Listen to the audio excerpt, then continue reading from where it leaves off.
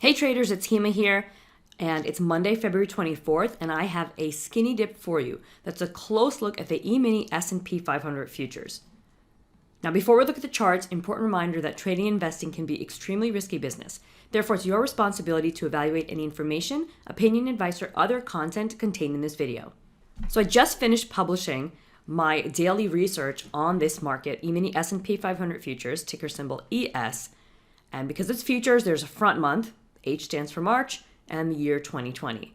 So this is specifically the daily chart of the current contract, not the continuous contract chart.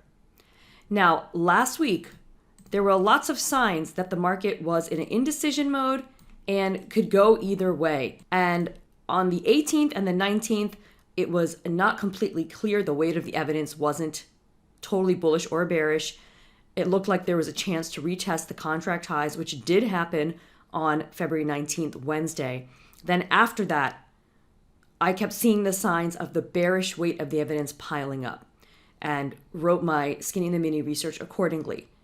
Now you can see that in the overnight, over this weekend, we have a gap down and futures are extremely weak.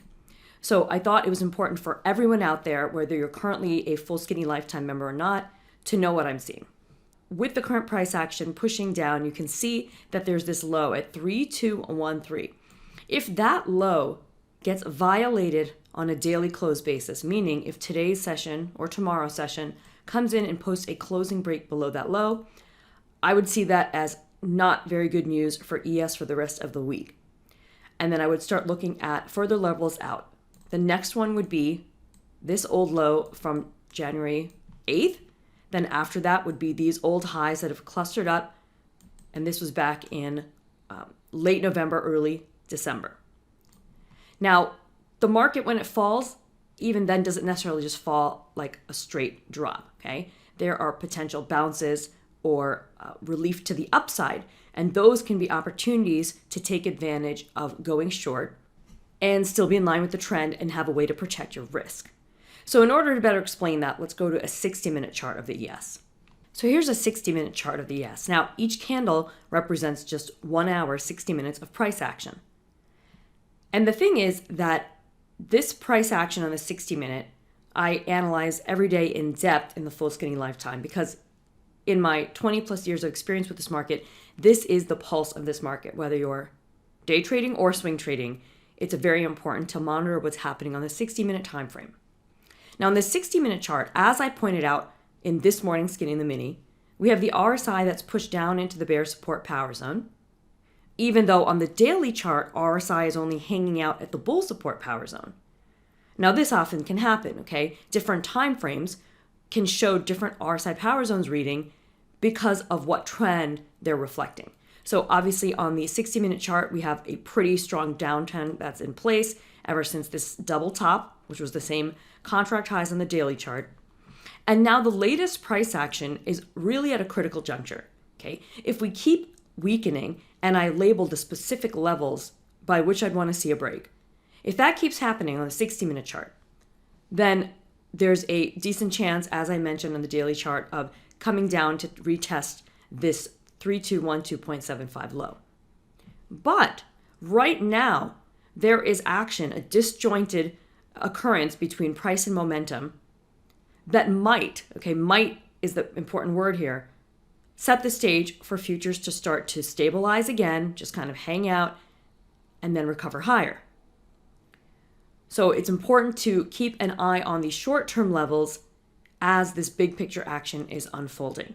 Okay? And I have all the support and resistance levels detailed in my report. Now, in the big picture, the uptrend on the daily ES chart is still intact. And what I mean is this: when you look at the actual swings, okay, coming out of our October advance.